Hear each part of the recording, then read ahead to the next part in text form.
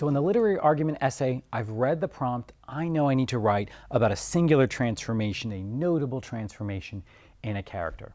Now I need to read the passage.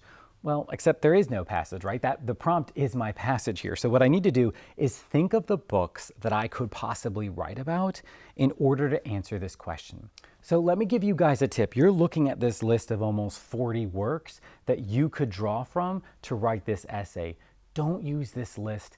Come up with your own examples beforehand, books you've read recently, books you can study again on SparkNotes, reread passages from, and download those into your brain before you go into the test so that you don't have to waste time trying to figure out how you can bend one of these books into the essay. So when I was in high school, I took the AP English Literature exam in the year 2001. I got a 5 on the exam.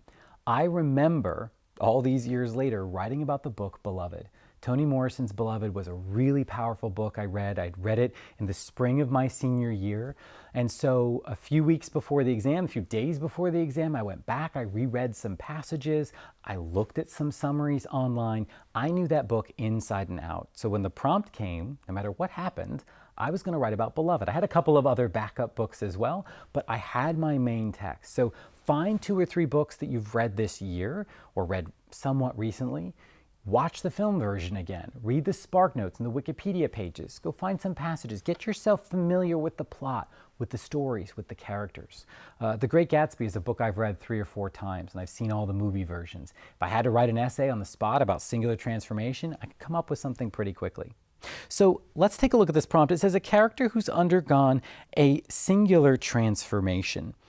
And let's say I've come into the passage, I've come into this already having picked, let's see, I'll pick The Great Gatsby. Here it is on the list, and it's a book, like I said, I was bragging, I know it so well. So who's a character who undergoes a singular transformation? You could probably argue every single one of them. I could talk about Jay Gatsby undergoing a transformation when he loses Daisy's love when he's trying to court her. And so he's determined to make money and show up and be respectable enough to eventually win her back.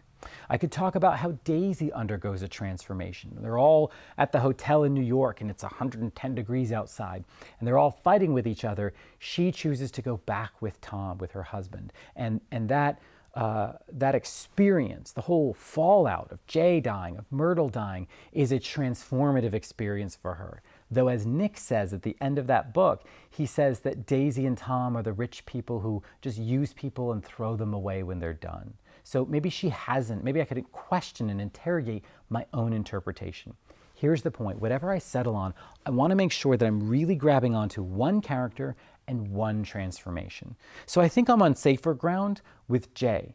Jay losing Daisy Buchanan's love early in the story, almost in the backstory of the novel, sets him on this course to become this bootlegger, this guy living in West Egg and trying to win back Daisy. It almost makes him lose his mind a little bit. So that's what I'm going to do. I'm going to come up with some specific ways that I've answered the question, and now I'm ready to write my thesis.